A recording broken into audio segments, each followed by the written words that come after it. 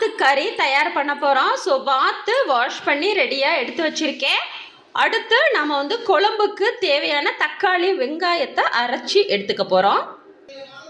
பாருங்கள், ஆல்ரெடி நான் வந்து ஒரு 4 தக்காளி, 4 பெரிய வெங்காயம், அப்புறம் ஒரு 15லேருந்து 20 சின்ன வெங்காயம், அப்புறம் ஒரு முழு பூண்டு நல்லா தோல் உரிச்சிட்டு போட்டிருக்கேன். அப்புறம் ஒரு 2 இன்ச் அளவுக்கு வந்து இஞ்சி தோலை சீவிட்டு அதையும் போட்டிருக்கு. அடுத்து பார்த்திங்கன்னா தெரியும், மிளகு, ஜீரகம், சோம்பு, பட்டை, கிராம்பு, ஏலக்காய், கொஞ்சமாக மஞ்சப்பொடி, கொஞ்சமாக சிக்கன் மசாலா. ஸோ இது எல்லாத்தையுமே போட்டு நல்லா வதக்கி வச்சுருக்கு. இப்போ இதை வந்து நம்ம ஃபைன் பேஸ்ட்டாக அரைச்சி எடுத்துக்க போகிறோம். ஸோ இப்போ நம்ம குக்கர் எடுத்து வச்சுக்கலாம். அதில் இங்கே பாருங்க, வாஷ் பண்ணி வச்சுருக்கிற வாத்து கறியை சேர்த்துடலாம்.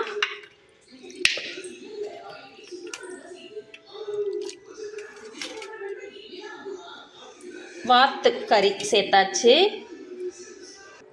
இப்போ நம்ம அரைச்சி வச்சுருக்கோம் இல்லையா பேஸ்ட், அதை சேர்த்துடலாம். ஸோ அரைச்சதை எல்லாத்தையும் சேர்த்தாச்சு. கடைசியாக கொஞ்சமாக மிக்ஸி கழுவுன தண்ணியவும் இதில் சேர்த்துடலாம். பாருங்கள், நல்லா மிக்ஸ் பண்ணி விட்டாச்சு. அடுத்து இது கூட நம்ம கொஞ்சமாக கருவேப்பிலை, கொத்தமல்லி சேர்த்துக்கலாம். அவ்வளவுதாங்க. கருவேப்பிலை, கொத்தமல்லி தழை தூவி விட்டுறலாம். அவ்வளவுதான்.